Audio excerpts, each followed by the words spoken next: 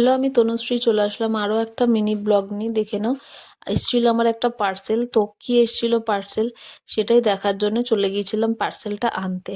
দাঁড়িয়েছিলাম আমি দাদার কাছে, যেহেতু ফোন করেছিলেন, তো কোথায় আছে বুঝতে পারছিলাম না। তারপর দেখি যে এইখানে দাঁড়িয়ে আছেন দাদা, যার পার্সেল আমাকে দিতে এসেছিলেন। তো চলে আসলেন আমাকে পার্সেল দিতে। আমাকে যেহেতু বলছিল কোড লাগবে, তো সেই জন্যে পার্সেলটা আমি কালেক্ট করে নিলাম, তারপর দিয়ে দিলাম দাদাভাইকে কোড। তো কোড দিয়ে দেওয়ার পর আমি নিয়ে চলে গেলাম বাড়িতে। দেখে নাও, মামাম ভেবেছিল মামামের একটা গিফট আসবে, কিন্তু ও যখন নিয়ে গিয়ে ঘরে গেল তখন দেখলো যে গিফটটা ওর না, সেই জন্য ছুঁড়ে রেখে দিল ওটাকে। তো চলো ওপেন করে দেখছি কি এসছে আমার পার্সেলে।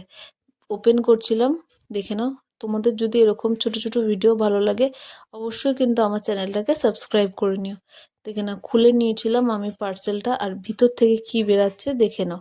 তো আমি নিয়েছিলাম একটা হলো পা পোছা টাইপের একটা জিনিস, যেটা হলো রান্নাঘরের সামনেই রাখা যায়, যাতে জুতো পরলে বা না পরলেও কোনো অসুবিধা হয় না। জিনিসটা ছিল এই রকম, আমার দরকার ছিল, যেহেতু আমাদের ঘরে মার্বেল, তো সেই ক্ষেত্রে খুব ঠান্ডা লাগে।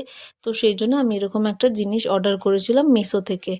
তো দেখে নাও, জিনিসটা থাকছে এরকম। আমার খুব পছন্দ ছিল বলে, আমার দরকারে লাগবে বলে, ওখানে আমার রান্নার সময় খুব কাজে লাগে। খালি পায়ে কখনো কখনো চলে যায় আমি ওই ঘরে। তো নিয়ে গেছিলাম মায়ের কাছে। দেখে নাও, মাকে আমি দেখাচ্ছিলাম যে দেখে নাও মা, তুমি এরকম এটার উপর দাঁড়িয়েও রান্না করতে পারবে। ঠিক আছে, তোমাদের যদি আমার এরকম ভিডিও ভালো লাগে সাবস্ক্রাইব করে দিও।